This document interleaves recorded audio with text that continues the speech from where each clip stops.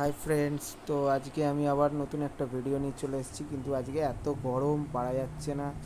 দেখো, পুরো ঘেমে গেছি। তো রান্না করছি, চলো দেখাচ্ছি। এই যে প্রেসার কুকারে রান্না হচ্ছে, ডাল বসিয়েছি। তো এখন ইন্ডাকশানে বসাইনি, কারণ ইন্ডাকশানে হবে না, এটা নন স্টিকের না প্রেসার কুকারটা, তাই এই স্টোভে বসিয়েছি। তো স্টোভে রান্না করার জন্য ফ্যানটাও বন্ধ করেছি, দেখতেই পাচ্ছ খুবই গরম। আর এইদিকে টাফি শুয়ে রয়েছে, গরমের মধ্যে পারছে না, ও শুয়ে রয়েছে, কিছু করার নেই।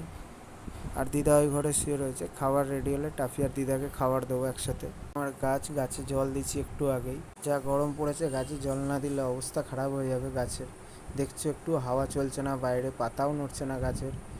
তো আমার এইখানে দেখো, আমি কাঁচা ছোলা পুঁতেছিলাম, তো এখানে কাঁচা ছোলা থেকে গাছ উঠছে, দেখতেই পাচ্ছ, একদম ছোট।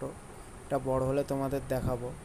এদিকে আমার ডাল সেদ্ধ হয়ে গেছে, একটু বেশি সেদ্ধ হয়ে গেছে।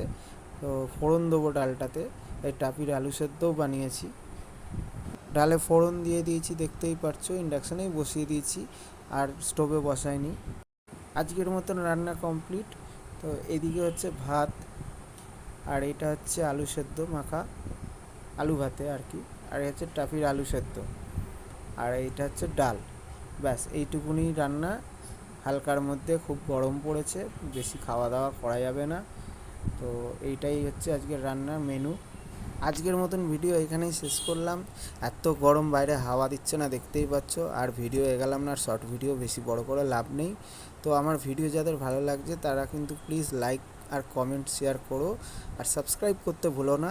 তো দেখা হচ্ছে নেক্সট ভিডিওতে।